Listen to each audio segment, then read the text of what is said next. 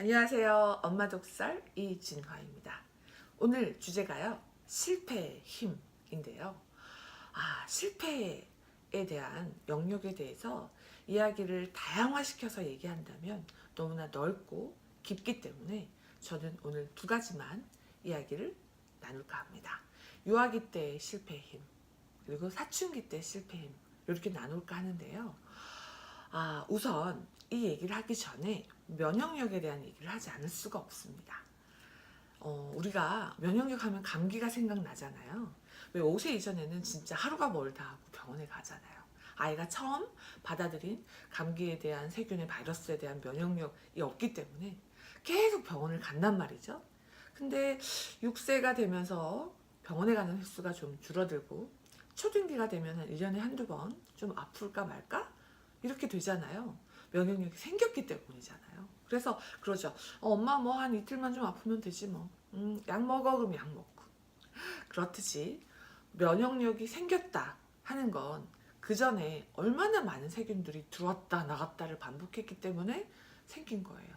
그렇다면 실패는 우리가 얼마나 많이 해봐야지 거기에 대한 면역력이 생길까라는 얘기를 해보고 싶은데요. 유아기 때 엄마들이 이런 행동을 참 많이 하시죠. 엄마의 성향이 많이 들어가 있는 경우인데요. 예를 들어서 아기가 밥 먹을 때 이렇게 흘리는 걸 못 보는 엄마들은 막 이렇게 먹여주시잖아요.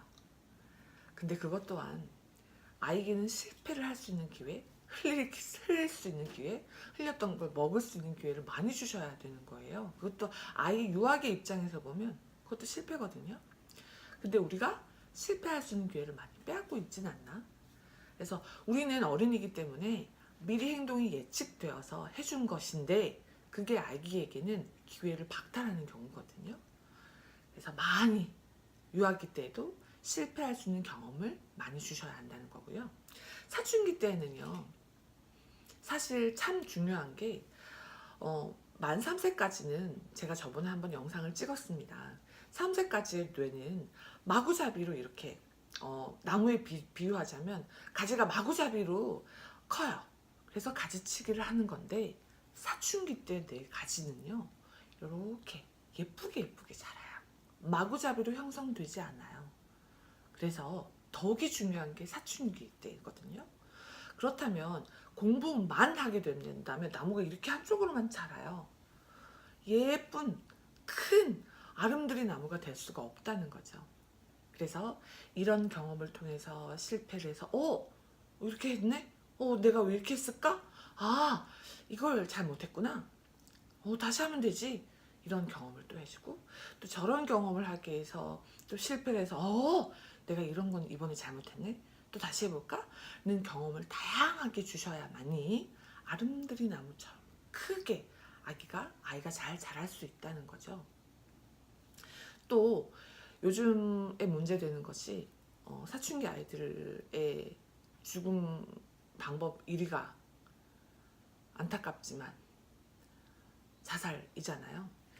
그 이유는 타인에 대한 시선을 너무 신경 쓰기 때문인데 그것 또한 실패와 연관이 되어 있습니다.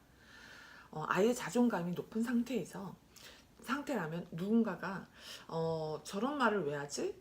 그래, 저런 말은 들을 필요가 있어. 왜냐하면 내가 좀 잘못된 행동을 했는데 그 이유가 저기 있기 때문이야 라고 생각할 수 있고, 또 타인이 정말 나쁜 말을 했어요. 그럴 경우에 저 말은 너무 아닌 것 같아, 저 말은 패스, 이렇게 할 능력이 사실 어른들에게도 쉽지 않은 거잖아요.